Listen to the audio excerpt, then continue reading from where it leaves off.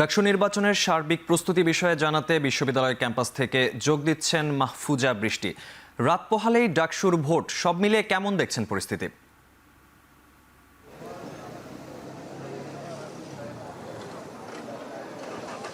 ধন্যবাদ মাহফুজ। আপনি দেখতেই পাচ্ছেন আমার পেছনে কিন্তু ক্যাম্পাস জুড়ে যে প্রস্তুতি শেষ হওয়ার পরে যে রাত পোহালেই ভোট, সেটার যে একটা আমেজ সেটা কিন্তু বিরাজ করছে, অবশ্যই সেটা দেখতে পাচ্ছি। আর একটু যদি স্পষ্ট করে দেখাই, আমি আমার সহকর্মীকে অনুরোধ করব যে পুরো এলাকা জুড়ে কিন্তু আমরা দেখতে পাচ্ছি যে আগামীকালকে সকাল ৮টা থেকে যে বিকেল ৪টা পর্যন্ত বিরতিহীনভাবে যে নির্বাচনটা হবে, দীর্ঘ দেড় যুগ পরেই কিন্তু শিক্ষার্থীরা ডাকসুর নির্বাচনে অংশগ্রহণ করতে পেরে কিন্তু উচ্ছ্বসিত প্রকাশের পাশাপাশি কিন্তু তারা একটা স্বস্তি প্রকাশ করছেন, যেটি কিনা এতদিন পরে হলেও অবশেষে কিন্তু জাতীয় নির্বাচনের আগে ডাকসু নির্বাচন হচ্ছে এবং যে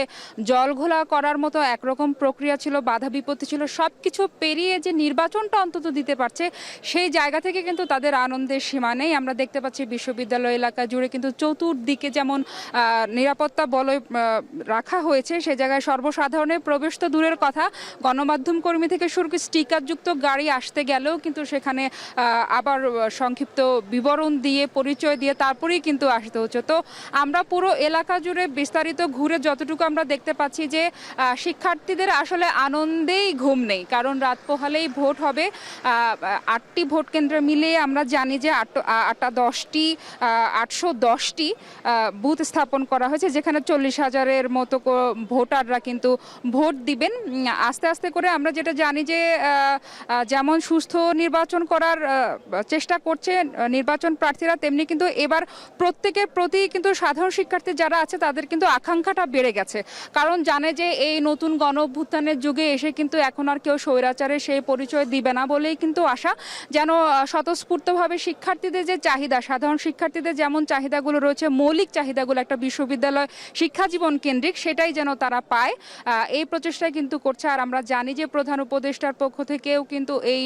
ডাকসু নির্বাচনকে ঘিরে যে 38তম ডাকসু নির্বাচনটা হতে যাচ্ছে আগামীকাল 8টা থেকে, সেটার জন্য কিন্তু শিক্ষার্থীদের সাধুবাদ জানিয়েছেন এবং আশা করেছেন যে সুষ্ঠু নির্বাচন যেন হয়। আরেকটা কথা যদি বলি যে নিরাপত্তা কর্মীদের সাথে আমরা দেখতে পেয়েছি যে এখানকার প্রক্টোরিয়াল বডির যে সদস্যরা আছেন তারাও কিন্তু এখানে বলয় রয়েছেন, কেননা অনেকেই কিন্তু বহিরাগতরা নকল কার্ড হতে পারে, আইডি কার্ড দেখিয়ে, ঢাকা বিশ্ববিদ্যালয়ের কার্ড দেখিয়ে কিন্তু আমরা জানি যে বহিরাগতরা বিশ্ববিদ্যালয়ে প্রবেশের চেষ্টা করে